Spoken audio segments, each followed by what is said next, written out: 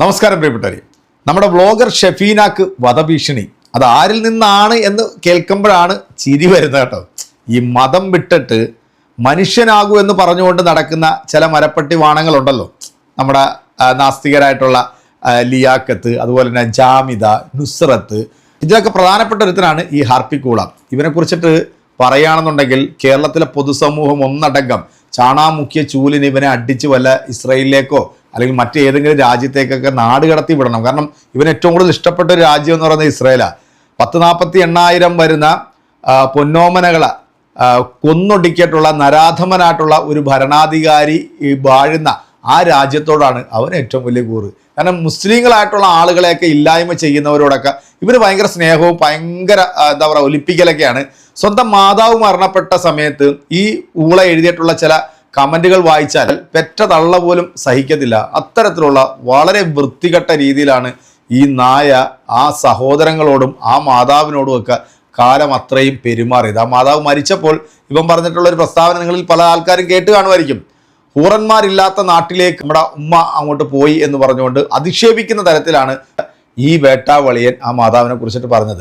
അപ്പം നാട് മുഴുവൻ പെണ്ണും കെട്ടി കുട്ടികളെയും ഉണ്ടാക്കി കൊടുത്തിട്ട് അവർക്ക് ചെലവിനും കൊടുക്കാതെ ലോകം മുഴുവൻ നടന്ന് ഇവൻ കൈകൊട്ടിപ്പാട്ട് നടത്തിക്കൊണ്ടിരിക്കുന്ന ഈ ഊള വന്നിട്ട് നബി സല്ലല്ലാഹു അലൈഹി വസല്ലമയെ കുറിച്ചിട്ടും ഖുർആനെ കുറിച്ചിട്ടും ഇസ്ലാമിനെ കുറിച്ചിട്ടൊക്കെ ശുദ്ധ അസംബന്ധവും തെമ്മാടിത്തരമൊക്കെ പറഞ്ഞിട്ട് ഒരാൾ പോലും അല്ലെങ്കിൽ ഒരു മതപണ്ഡിതൻ പോലും പ്രതികരിക്കാൻ പോകാത്തത് ഈ സെപ്റ്റി ടാങ്കിൽ പോയി തൊട്ടാൽ ബാക്കിയുള്ളവർ നാറും എന്നുള്ളത് കൊണ്ടാണ് ഇവരാരും ഒരു അക്ഷരം പോലും മിണ്ടാത്തത്. പക്ഷേ ഇവന്റെ എല്ലാ കള്ളത്തരങ്ങളും പൊളിച്ചടുക്കി പടാരമടക്കി ഇവന്റെ അണ്ണാക്കിലേക്ക് തിരിച്ചടിച്ച് കയറ്റി കൊടുക്കുന്ന ഒരു പെൺപുലിയാണ് നമ്മുടെ ഷെഫീന എന്ന് പറയുന്ന ഈ ഒരു സ്ത്രീ. അതുകൊണ്ടാണ് ഈ നാസ്തിക ഓളികൾ ഷെഫീനയുടെ വീഡിയോയുടെ താഴെ വന്നിട്ട് ചില ഭീഷണി കമൻറ്റുകൾ ഇടുന്നത്. കാരണം ഇവന്മാർക്കെതിരെ സംസാരിക്കുമ്പോൾ ഷെഫീന ഇവരുടെയൊക്കെ ലൈഫിൽ നടന്നിട്ടുള്ള ചില സംഭവങ്ങളൊക്കെ അങ്ങോട്ട് എടുത്തും. കാരണം ഇവൻ 1ഉം 2ഉം ഒക്കെ കെട്ടിയതാണല്ലോ.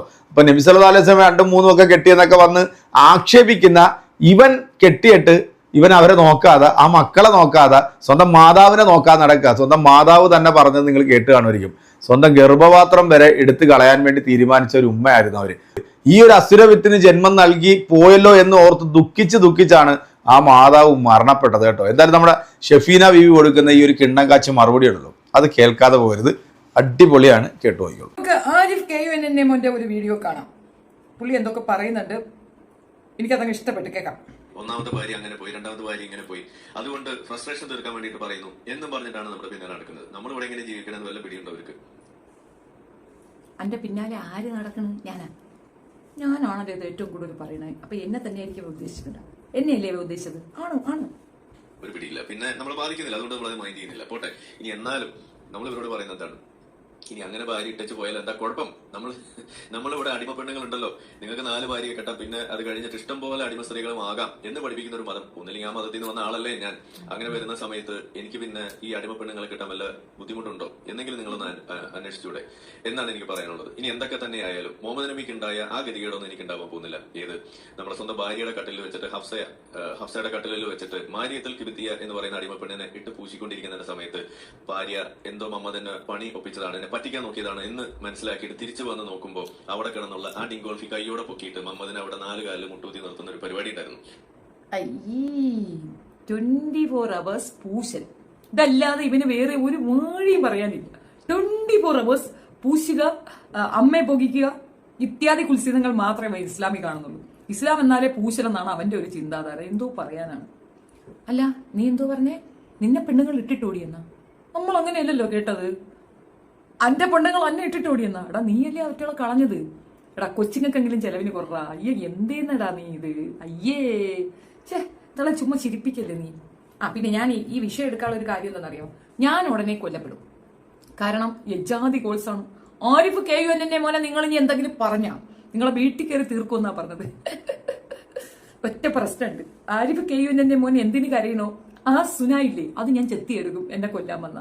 നിനക്ക് സുന ഇല്ലാതെ മരിക്കണമെങ്കിൽ നീ എന്നെ കൊല്ലാൻ വരിക. 1 അല്ല 10 വരും. എന്നാലും എല്ലാത്തിൻ്റെ സുന നോക്കിയാൽ ഞാൻ വെട്ടുള്ളൂ. കഴുത്തൊന്നും വെട്ടൂലടാ. വരാൻ ധൈര്യമുള്ളവന്മാര് വരിക. അല്ല പിന്നെ എന്നെ കൊന്നത് കൊണ്ട് മാത്രം എന്റെ ആരിഫ് KUNNMോനെ സേവ് ചെയ്തെന്ന് വിചാരിക്കരുത്. എന്നെ പോലെ 10 എണ്ണം വേറെ ജനിച്ചു വരും.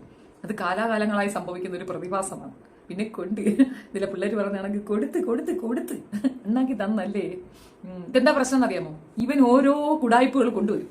നമ്മൾ അതിന് എഗൻസ്റ്റ് പറയുമ്പോൾ എന്താണ് ഇവന്റെ പേഴ്സണൽ ലൈഫ് അതിനകത്ത് ആഡ് ചെയ്ത് വെക്കും. പിന്നെ മിണ്ടാൻ വയ്യ.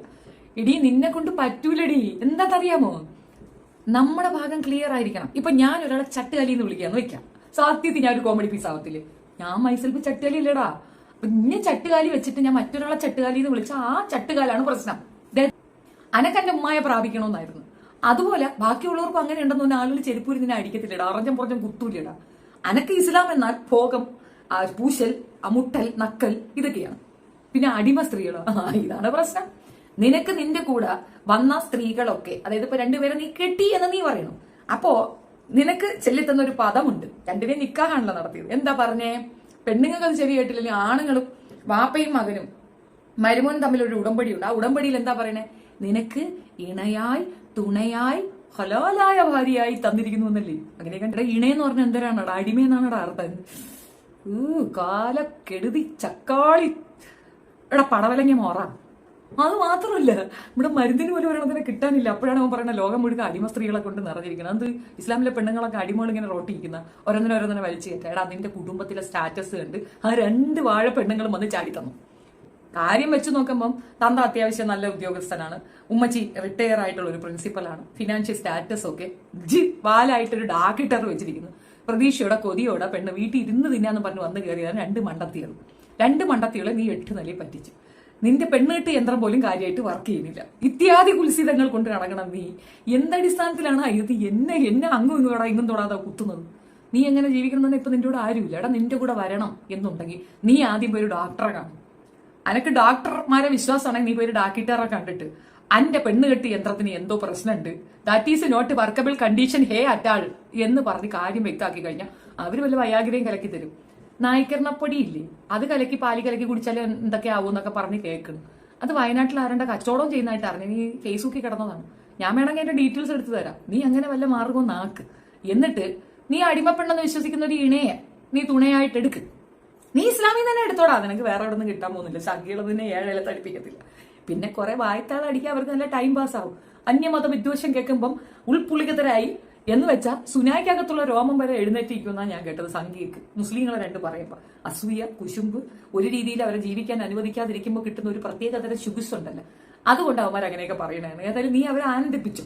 പെണ്ണ് കെട്ടണമെങ്കിൽ ഞാൻ പറഞ്ഞ പോമുല നീ നോക്കണം. എവിടെയെങ്കിലും ഞാൻ എന്തൊരു ചെയ്തടാ, ഞാൻ നിന്നെ എന്തോ നീ പറയുന്ന അട്ടർ ഫേക്ക് ആണെന്നുള്ളതല്ലേ ഞാൻ പറയുന്നില്ലേ? നീ ഡിബേറ്റിന് വാ. ഇപ്പൊ നീ പറയുന്നത് ഫസഹില്ല, ഞാൻ പറയുന്നത് ഫസഹ് ഉണ്ടെന്ന് ഞാൻ ചെയ്തിട്ടുണ്ടെന്നാ ഞാൻ പറഞ്ഞു. പെണ്ണുങ്ങൾക്ക് സ്വാതന്ത്ര്യം ഇല്ലെന്ന് നീ പറയുന്നു, ഞാൻ പറയുന്നു ഉണ്ടെന്ന് പറയുന്നു. എല്ലാവരും മൂടി കെട്ടിക്കൊണ്ട് നടക്കാണ്. ഇല്ലടാ ഞാൻ ഫ്രീ ആയിട്ട് നടക്കുന്നുണ്ട്, എനിക്ക് അതിനകത്തൊരു പ്രശ്നമില്ലെന്ന് ഞാൻ പറഞ്ഞു. ആ ജമാത്തിൽ നിന്ന് പിടിച്ച് പുറത്താക്കുമെന്ന് നീ പറയും. എനിക്ക് അങ്ങനെ ഒരു പ്രശ്നമില്ല, എന്റെ ജമാത്ത് അവിടെ തന്നെ ഉണ്ട്, എന്നെ ആരും പുറത്താക്കില്ലെന്ന് പറയും. നാഴേക്ക് 40 വട്ടം ഇസ്ലാമിനെ കുറിച്ചിട്ട് തെണ്ടിത്തരവും തെമ്മാടിത്തരവും പറഞ്ഞ് ഇവനെ ഞാൻ വെല്ലുവിളിക്കുകയാണ്. ഇവനിപ്പം നബി സല്ലല്ലാഹു അലൈഹി വസല്ലമയെ കുറിച്ചിട്ട് പറഞ്ഞിട്ടുള്ള ആ പരാമർശങ്ങളുണ്ടല്ലോ, ഒരു മുസൽമാനും കേട്ടു നിൽക്കാൻ പറ്റാത്ത തരത്തിലുള്ള അത്രയും വൃത്തികെട്ട രീതിയിലാണ് ഇവൻ ഈ പ്രതികരിച്ചത്. പക്ഷെ ഇവന്റെ ഒരു രോമത്തിൽ പോലും ഇവിടുത്തെ ഇസ്ലാം മത വിശ്വാസികളൊന്നും തൊടത്തില്ല. കാരണം തൊട്ടാൽ അവർ നാറുമോ എന്നുള്ളവർക്ക് നന്നായിട്ടറിയാം. പക്ഷെ ഞാൻ ഇവനെ വെല്ലുവിളിക്കുക. ഇവൻ ഈ പറഞ്ഞിട്ടുള്ള, ഇവൻ നാസ്തികനാണല്ലോ, ഇവൻ ഒരു മതത്തിലും വിശ്വാസമില്ലല്ലോ. മറ്റേതെങ്കിലും ഇതര മതവിഭാഗത്തിൽപ്പെട്ടിട്ടുള്ള ദൈവങ്ങളെ കുറിച്ചിട്ടോ അല്ലെങ്കിൽ അവരുടെ വിശ്വാസങ്ങളെ കുറിച്ചിട്ടോ ഒരക്ഷരം നീ മിണ്ടിയാൽ, നീ ഇതുപോലെ പറഞ്ഞാൽ നിന്റെ സെല്ലിലോയിഡ് അടിച്ചു പൊട്ടിക്കാൻ നല്ല ആൺകുട്ടികൾ ഈ നാട്ടിലുണ്ട്. അപ്പോൾ അത് നിനക്ക് നന്നായിട്ട് അറിയാം. അവരെക്കുറിച്ച് പറഞ്ഞു കഴിഞ്ഞാൽ നിന്റെ സെല്ലിലോയിഡ് അവർ പൊട്ടിക്കും എന്നുള്ളത്. അതുകൊണ്ട് തന്നെയാണ് ഇവൻ ഇങ്ങനെ നാഴികയ്ക്ക് 40 വട്ടം ഇസ്ലാമിനെ കുറിച്ച് പറഞ്ഞത്. പെണ്ണും കെട്ടി സ്വന്തം മക്കളെ ഉണ്ടാക്കി തന്തയും തള്ളയും പോലും നോക്കാതെ ഇങ്ങനെ കൂത്താടി കുടിച്ച് പെണ്ണും പിടിച്ച് നടക്കുന്ന ഈ വിവരം കെട്ട വിവരദോഷിയെ പല പ്രാവശ്യവും സംവാദത്തിന് വിളിച്ചിട്ട് ഇവൻ ആ ഏരിയയിലോട്ടൊന്നും പോകില്ല. കാരണം പോയാൽ ഇവനെ പൊളിച്ചടുക്കി പണ്ടാരമടക്കി ഇവൻ്റെ അണ്ണാക്കിലേക്ക് തള്ളി തിരികെ കയറ്റി കൊടുക്കാൻ നല്ല കഴിവുള്ള ആൺകുട്ടികൾ നമ്മുടെ ഈ നാട്ടിലുണ്ട്.